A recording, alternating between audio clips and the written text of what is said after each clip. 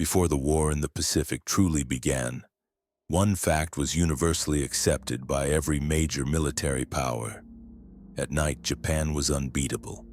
This was not propaganda. It was not myth. It was earned through decades of doctrine, training, and brutal experience. Long before Pearl Harbor, Japanese soldiers learned to fight in darkness as if it were daylight. They marched without lights. They attacked without warning. They moved silently, guided by memory, instinct, and discipline rather than maps or radios. While Western armies feared losing control after sunset, the Imperial Japanese Army planned for it. Night was not a limitation. Night was a weapon. Japanese officers believed darkness erased the enemy's advantages in firepower and numbers. At night, tanks could not see. Artillery could not aim. Commanders could not coordinate. But Japanese infantry could move. This belief was forged in China during the 1930s. In the long campaigns against Chinese forces, Japanese units repeatedly used night infiltration to bypass defenses, encircle positions, and destroy entire formations before dawn. Those successes shaped doctrine. By the late 1930s, Japanese training manuals openly stated that night combat was the natural domain of the Japanese soldier. Recruits were tested for night vision. Units trained to attack without verbal commands. Bayonet fighting was emphasized because bullets could miss in darkness, but steel never hesitated.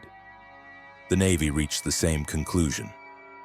Japanese destroyer and cruiser crews trained relentlessly for night surface combat. They practiced torpedo attacks under starlight. They memorized silhouettes of enemy ships. They learned to launch attacks without radar, without radio, without hesitation. By 1941, Japanese naval doctrine assumed that any night battle would end in Japan's favor. And early in the war, reality confirmed that belief.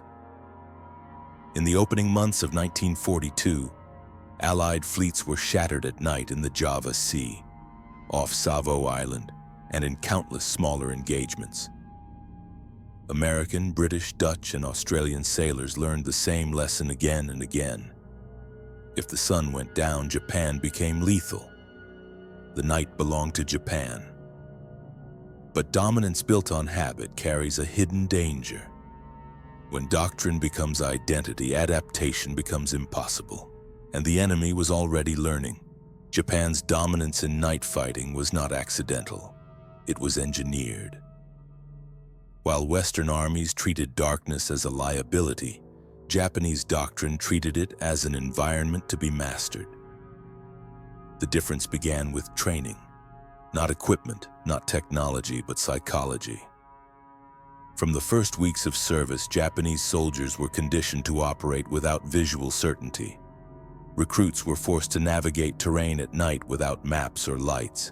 Commands were issued through touch, hand signals, or prearranged timing. Silence was discipline. Hesitation was failure. Night vision was tested and cultivated. Soldiers who adapted were selected for elite units. Those who failed were discarded. The goal was simple: create infantry that could move, attack, and kill without needing to see clearly. This philosophy emerged from hard experience in China during the 1930s. Japanese forces faced vast territories, poor infrastructure, and enemies who relied on fortified positions rather than maneuver. Daytime assaults were costly. Night infiltration worked. Small units slipped through gaps. Command posts were overrun.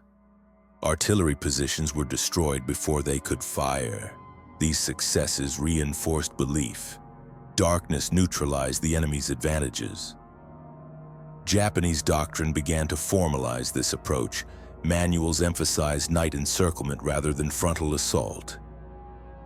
Infantry was trained to bypass strong points instead of attacking them directly.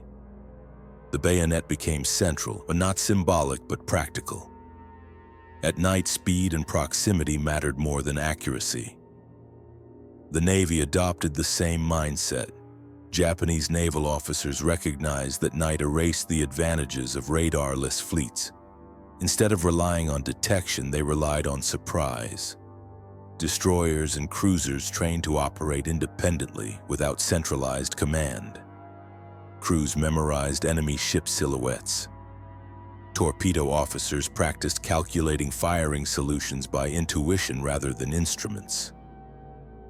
The Type 93 torpedo, later known as the Long Lance, was designed specifically for night combat. It could travel farther and hit harder than any torpedo in the world. Japanese doctrine assumed night battles would be decided before the enemy even realized contact had been made. By the eve of the Pacific War, Japan possessed something rare, an army and a navy that believed darkness belonged to them and had the training to prove it. But belief carries risk, because doctrine built on repetition assumes the enemy will remain the same. And the enemy was already changing. Japan entered the Pacific War convinced that its mastery of night fighting would remain decisive. What Japanese planners did not expect was not American courage, but American adaptation. In 1942, the United States did not yet understand how to fight at night. Early encounters confirmed Japanese confidence. American units were confused after sunset. Command and control collapsed. Ships fired blindly. Infantry froze, waiting for orders that never came. But unlike Japan, the United States did not treat doctrine as identity. It treated doctrine as a problem to be solved. The first cracks appeared on Guadalcanal. When Japanese forces launched night attacks expecting panic and retreat, they encountered something unfamiliar. American Marines did not withdraw. They did not wait for dawn. They counterattacked into the darkness.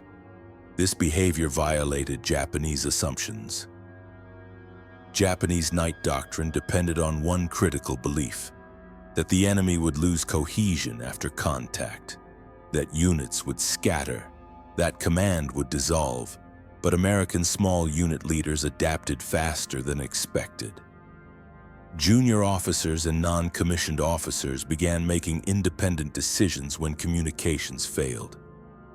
Squad leaders maneuvered without orders. Platoons counterattacked based on sound, muzzle flashes, and instinct. This was not planned. It was learned in blood. At the naval level, the change was even more dangerous. While Japanese night tactics relied on eyesight, training, and memory, the Americans introduced something Japan could not match: radar. Early American radar was crude and unreliable, but it worked in darkness. It worked through rain. It worked through smoke. And most importantly, it worked when human senses failed. At first, American commanders did not trust it. Radar contacts were treated as secondary to visual confirmation. But after repeated night disasters, attitudes changed. American ships began fighting without seeing the enemy. Japanese commanders did not realize what this meant.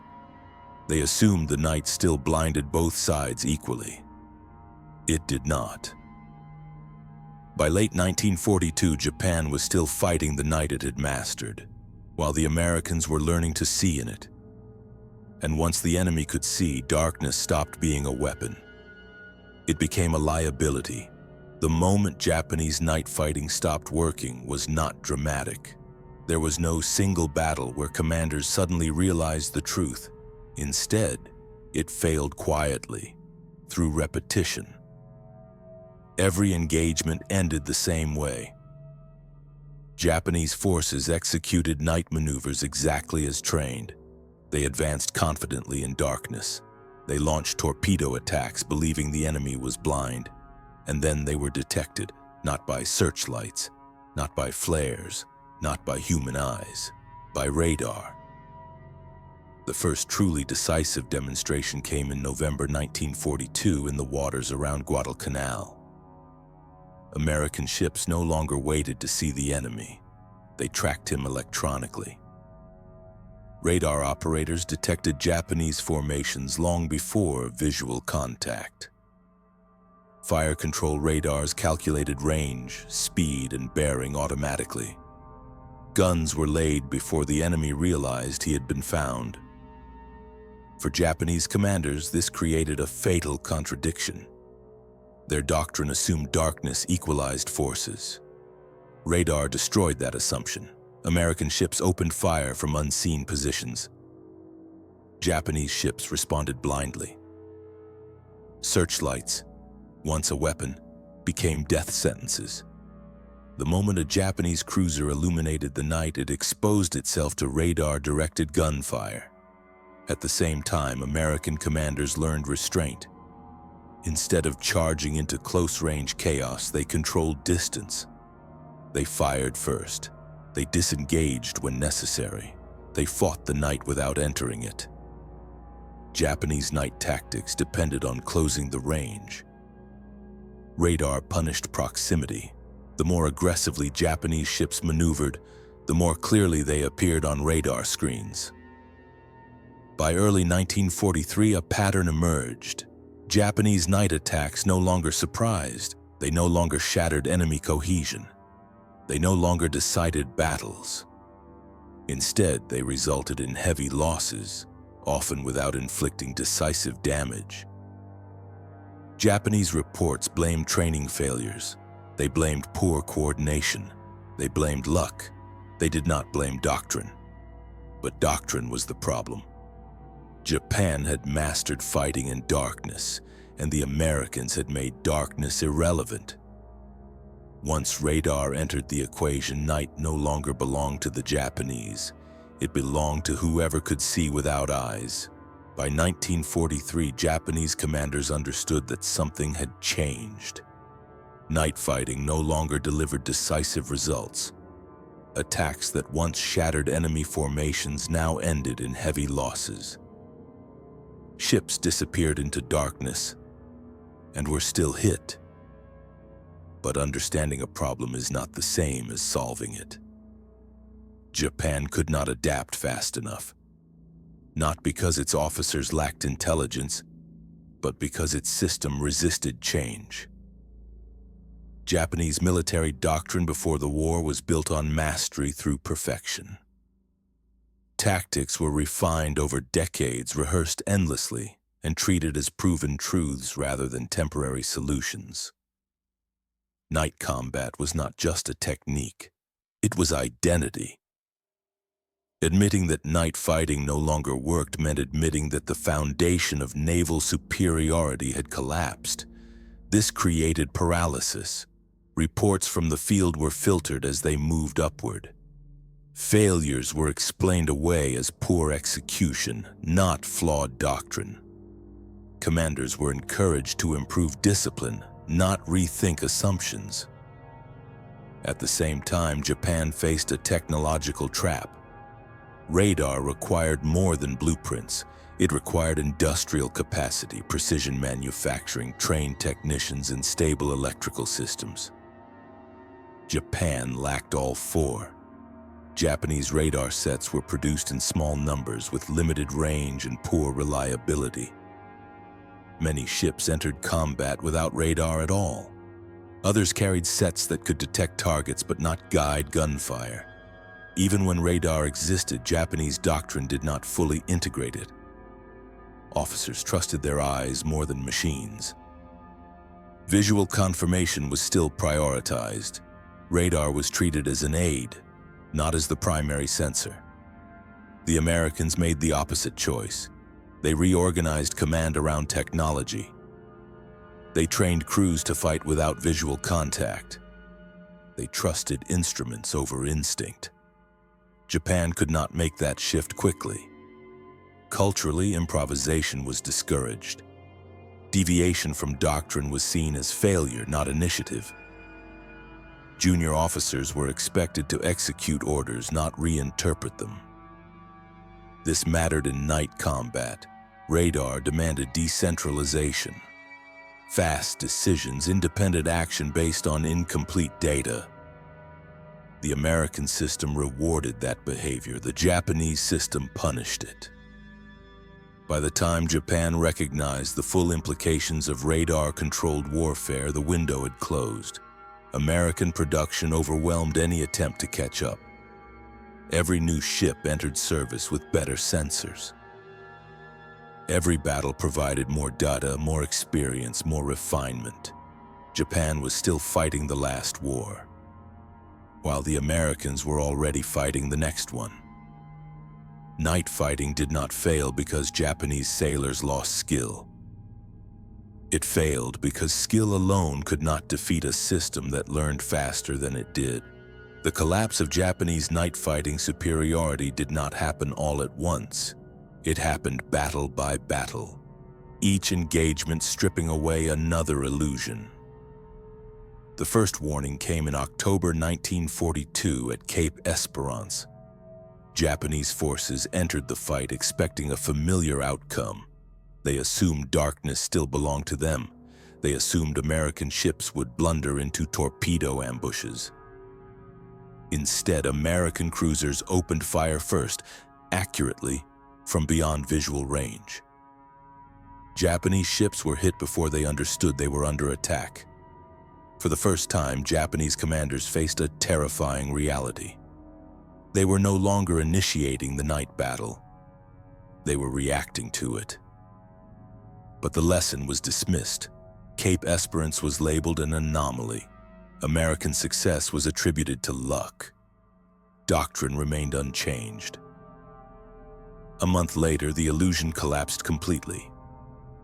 On the night of November 14th to 15th, 1942, off Guadalcanal, Japanese forces entered what they believed would be another decisive night engagement. Instead, they walked into a trap.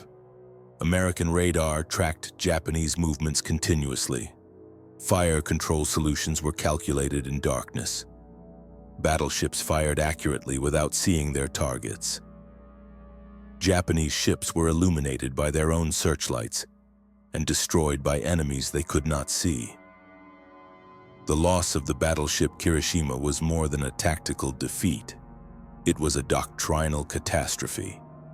Japanese night tactics had failed against a single American battleship operating alone. Still, adaptation did not come. In July 1943, at the Battle of Kula Gulf, Japanese destroyers executed a textbook night torpedo attack. They sank an American cruiser, exactly as doctrine predicted. But the cost revealed the truth. American radar-guided gunfire shattered the attacking formation. Japanese destroyers were lost faster than they could be replaced. Victory no longer meant survival. The final proof came weeks later at Kolombangara. Again, Japanese forces struck first. Again, torpedoes found their targets.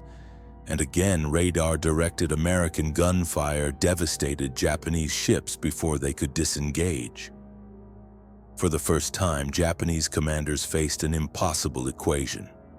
Even when they executed perfectly, they still lost. Night fighting no longer offered decisive advantage. It offered only mutual destruction.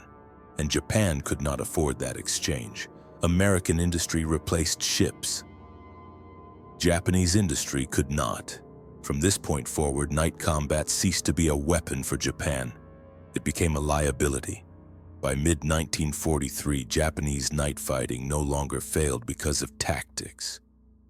It failed because Japan could no longer replace what it lost. The numbers tell the story clearly.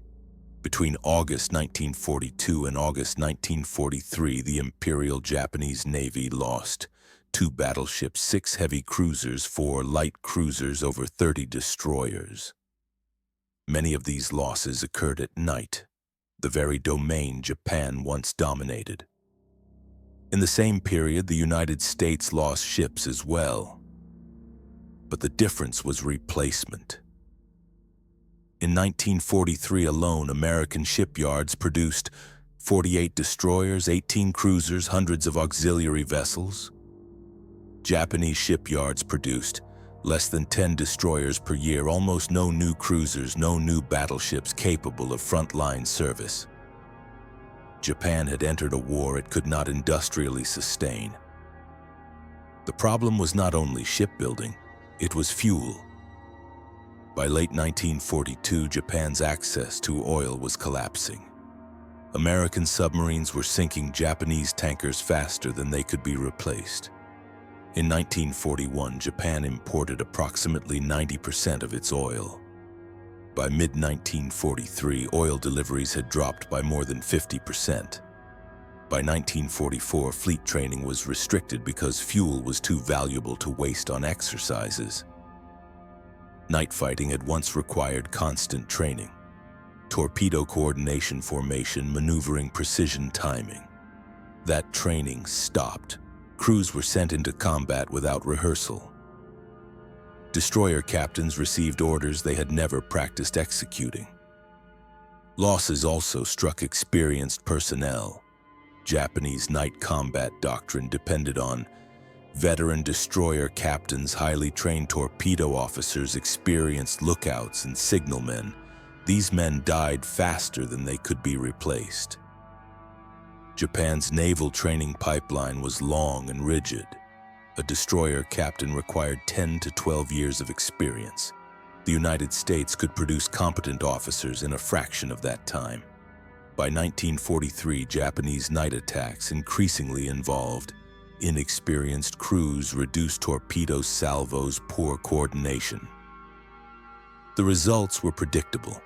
At battles like Vela Gulf and Empress Augusta Bay, Japanese destroyer forces were intercepted, tracked by radar, and destroyed with minimal American losses.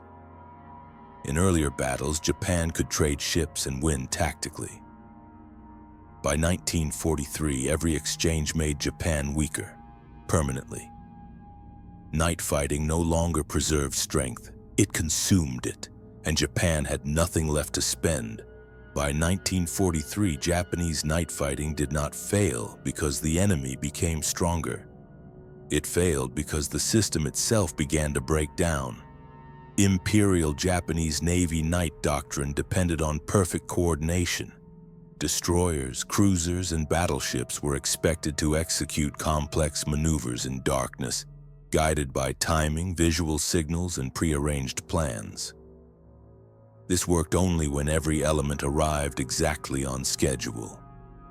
By late 1943, that condition no longer existed. American air power disrupted Japanese movements before nightfall. Fuel shortages forced ships to operate at reduced speed. Losses among experienced crews meant night attacks were increasingly executed by inexperienced officers. As a result, Japanese formations often arrived fragmented. Night attacks began late, units lost contact with each other. Planned torpedo attacks were launched without coordination. This produced chaos. Japanese ships began firing at shadows. Star shells illuminated friendly vessels. Several engagements ended with near misses or actual friendly fire incidents. At Empress Augusta Bay, Japanese destroyers launched torpedoes without confirming target identity.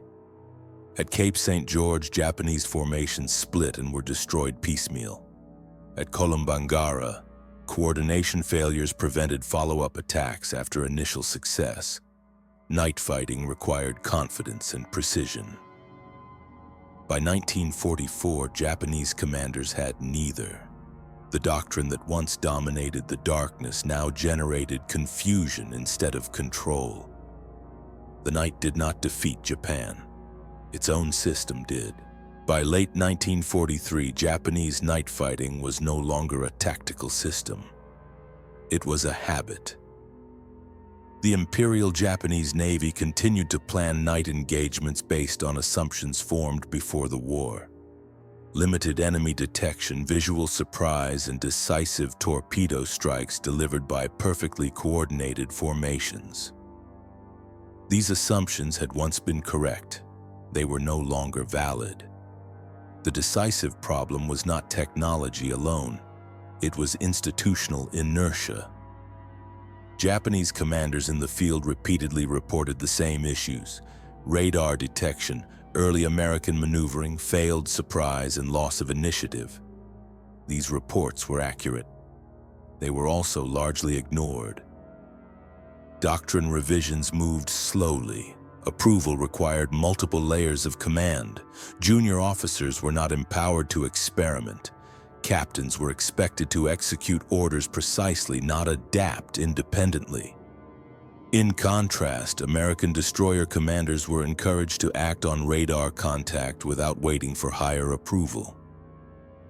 This difference mattered more than any single weapon. Several moments offered Japan a chance to adjust. After Vela Gulf, analysts concluded that large torpedo formations were too predictable. Smaller hunter-killer groups were proposed. The proposal stalled. After Empress Augusta Bay, commanders requested permission to disengage early when surprise was lost. The request was denied. After Cape St. George, radar interception was acknowledged as decisive. No operational change followed. Each failure reinforced caution rather than innovation.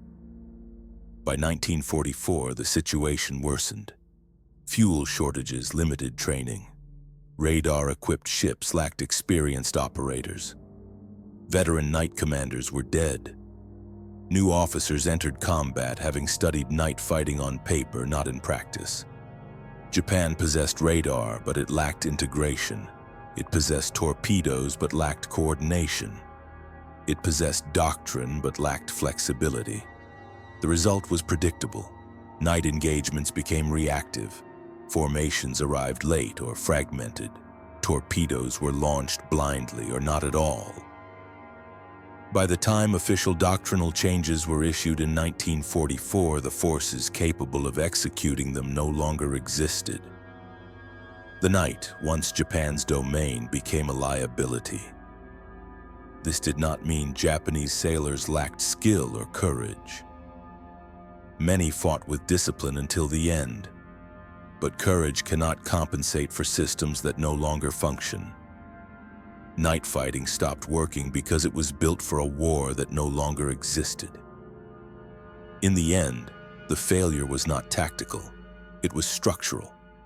Japan could not adapt faster than it was losing experienced men, and without those men, adaptation became irrelevant.